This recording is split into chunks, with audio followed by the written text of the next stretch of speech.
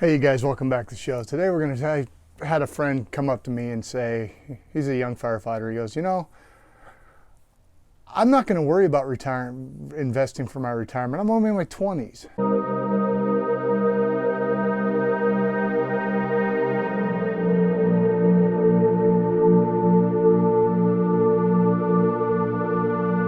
Is that important?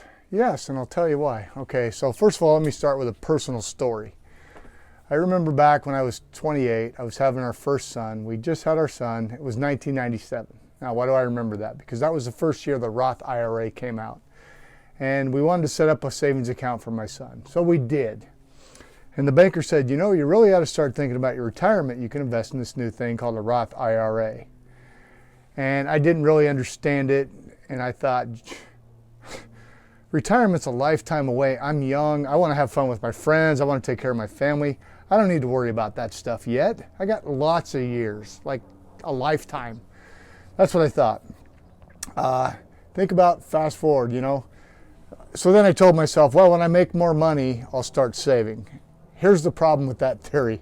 The more money you make, the more money you spend. I proved this theory. We went on for years without saving for retirement. And the biggest problem with that is time is really the biggest controllable factor we have when we're investing, you guys. The more time you have in the market, the more time your money has to compound, the more it can grow. We're going to give you an example. We'll take a couple different people and we'll look at them starting with different time frames and show you the difference when it works out. So let's start out with Sue. Sue decides at 25 that she's going to invest. Now she doesn't have very much money, so she just puts away $100 a month. So she's putting away $1,200 a year, and she puts it away for 10 years. Then she turns 35, she decides to have kids, they don't have the money. She stops investing, but she lets it grow. She doesn't touch it. She's got it in a Roth IRA, and it's growing at 7%. So fast forward 40 years until she's 65. When she pulls that money out, even though she only put $12,000 in, guys, she's got $141,300. Pretty good. Now let's get another example. Let's talk about Bill. Bill was a little bit slower to the game. He decides when he's 30 that he needs to invest.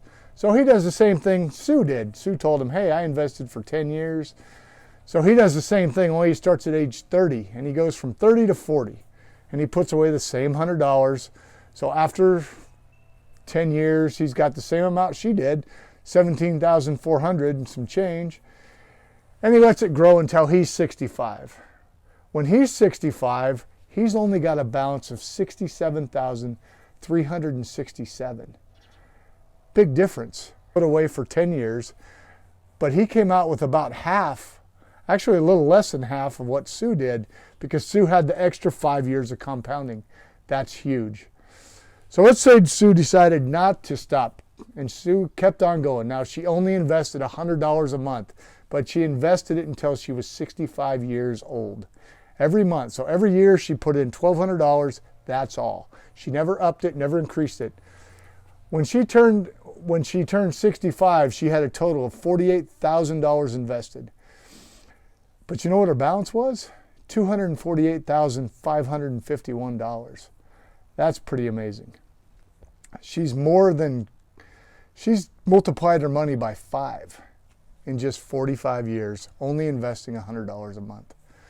So let's say Bill decided to do the same thing. Now remember, Bill started at 30, so she had a 5-year head start on him.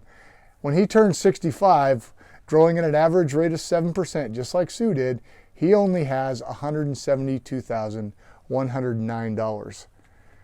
Now, he only invested $42,000 because he had that was behind by 5 years, so it was a little bit less.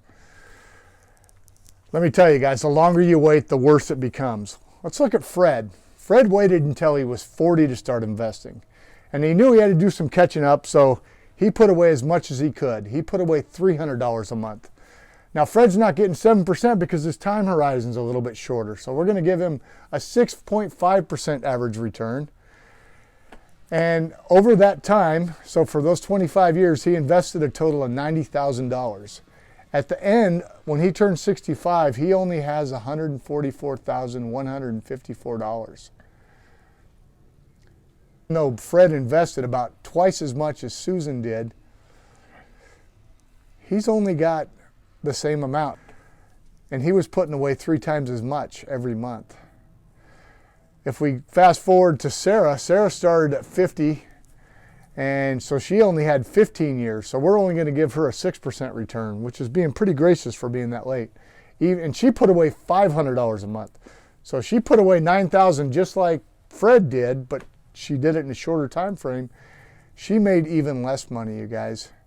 This is an important factor. The only thing we can really control on this is the time that we have in the market. So the next time somebody in their 20s comes up, and I get it. I was 20 years old once too, and I remember saying the same thing. I don't have to worry about that yet. I got all the time in the world. All the time in the world. The problem is we really don't have all this time. And every year that you miss is another year of compounding interest that is taken away from you and you can't replace. So I hope you got something you liked out of this. If you did, give me a thumbs up. Smash the like button. If you want to check out my website that goes kind of long, we don't do all the same videos as we do blogs, but check it out at firefightersfinancialtoolbox.com.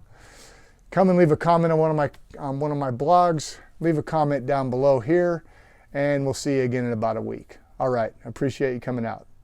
Have a good day.